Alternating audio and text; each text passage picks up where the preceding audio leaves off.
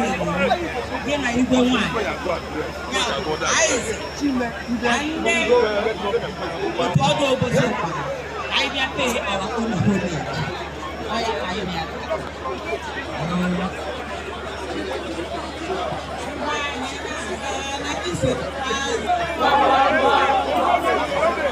Oja kupe na zanu. Go.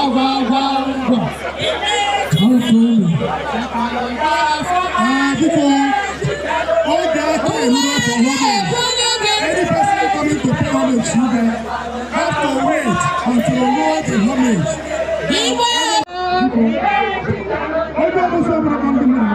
Because now you're a program. We shall refuse you and turn you back. Thank you. The Parent Secretary. Because senior our distinguished visitors, super.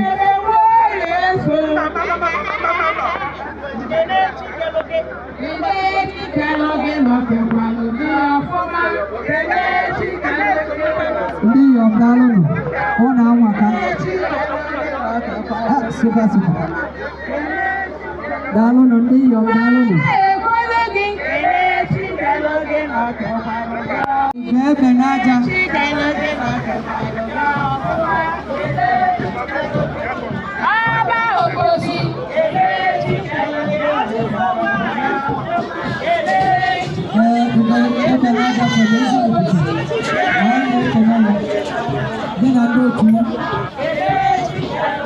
These are post-historical foundation.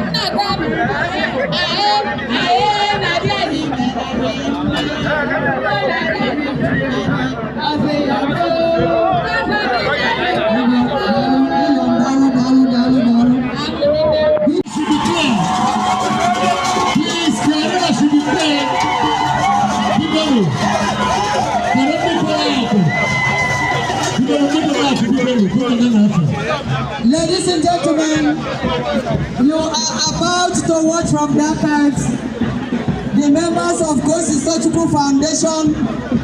These are the children led by Her Majesty, Her Royal Majesty, Chukwu Iweka, Igwe Nwanyi Obosi, anyị chọrọ onye ọbụla n'iru. So, go ahead.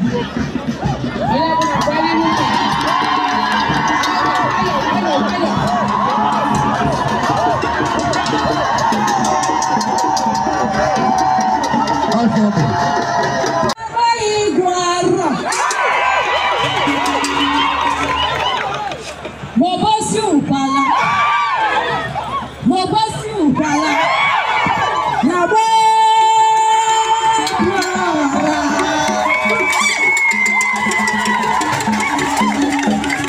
Oh yes, this is Obiora Festival.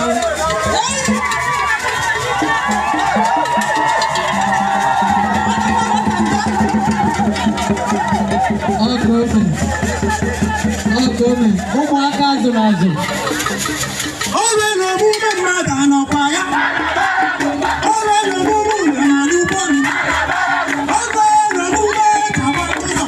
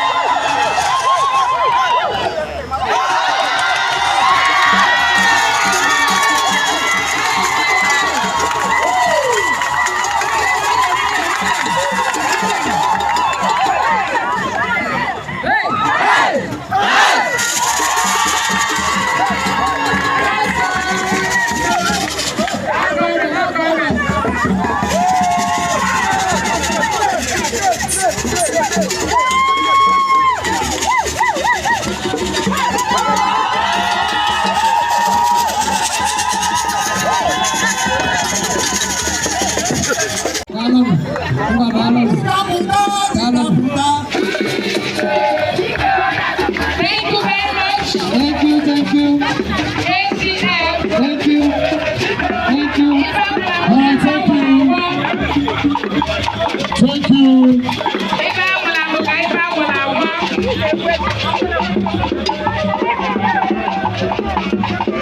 We're going to listen.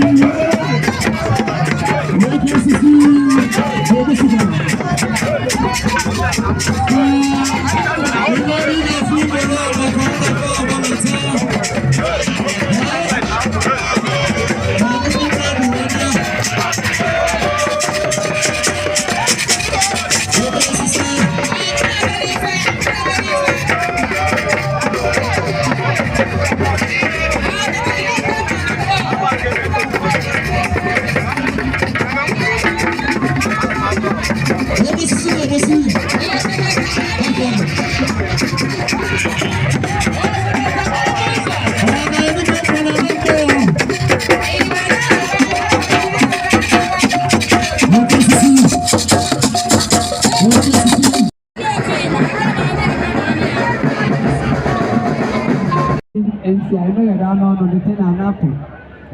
Anyị ekenego our brothers from diaspora led by Ezakibie, Ugeju, ndị kpọ ndị obe anyị niile n'obodo oyibo wee bịa. Anyị ekene gị. Emesịa unu ga-eje ekene igwe iche. Ọ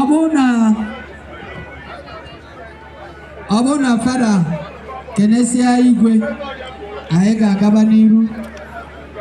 Ọ na-agwa igwe na o nwere na Chineke nọ behind him and everything ọ nọ na ọchịchị ọ na-achị Obosi na Chineke na-agọzi ya. Oh yes.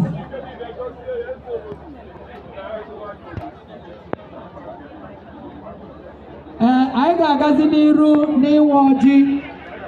Ndị dị in charge butere na ya ọjị according to the program. Aka mposi Obosi, the consultant extraordinary.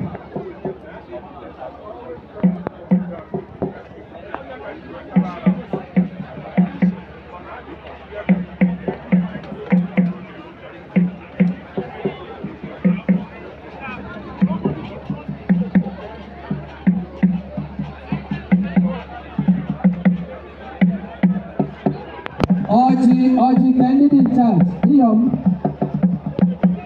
were mmiri onye ga-akwa aka ọkwa aka, onye ga-awụ arụ ọwụ arụ. Mmiri dị n'Obosi. Ịsalami. Ịsalami.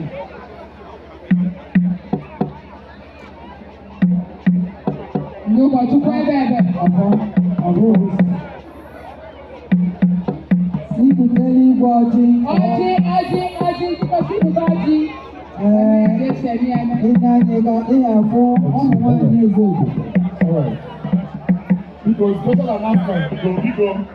History Obosi by Adazi Obosi, Adazi Ndiche, Makanyoko is on sale by that time, by that pavilion. Thank you. History Obosi, history of Obosi on sale. Thank you. Thank you.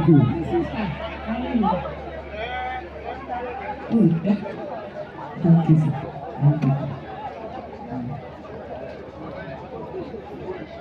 Ọmọ wa ilé ìṣọ́ gbogbo àbẹ̀rẹ̀ fàkèrè ìwé èbútẹ́lẹ̀ ọtí.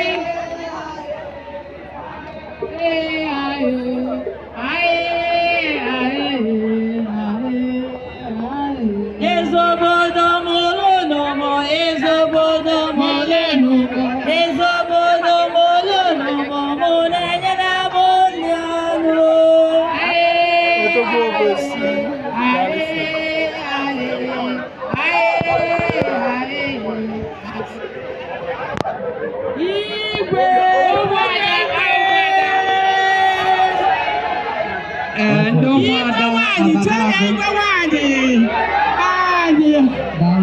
Eze Obosi adịla anyị ndụ.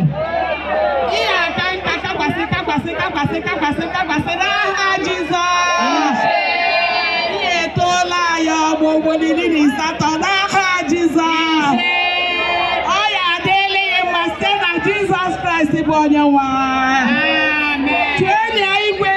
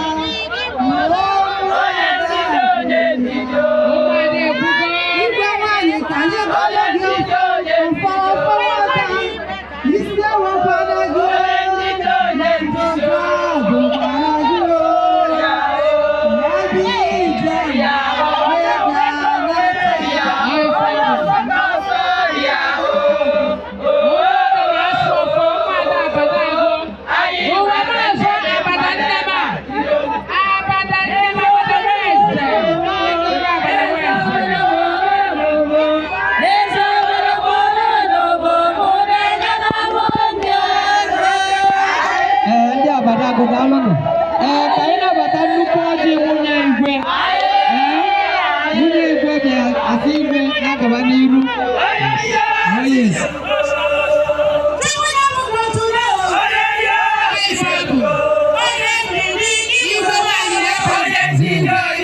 develop from the past.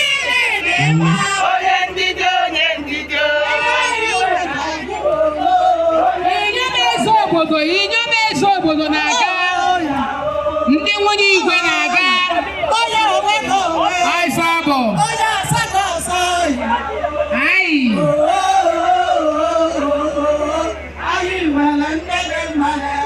IYOM anyị nwere igwe dị mma n'ebe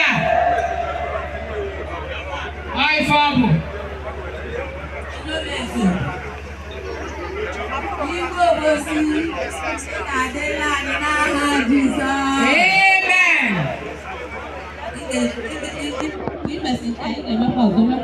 Ọzọ n'aha Jizọs. Amen. Ọ ndị nwunye anyị na-ekele gị. Anyị sị ọ ga-adịrị gị mma n'aha Jizọs. Amen. Praise the Lord. Hallelujah. IYOM obodo ndị nwunye igwe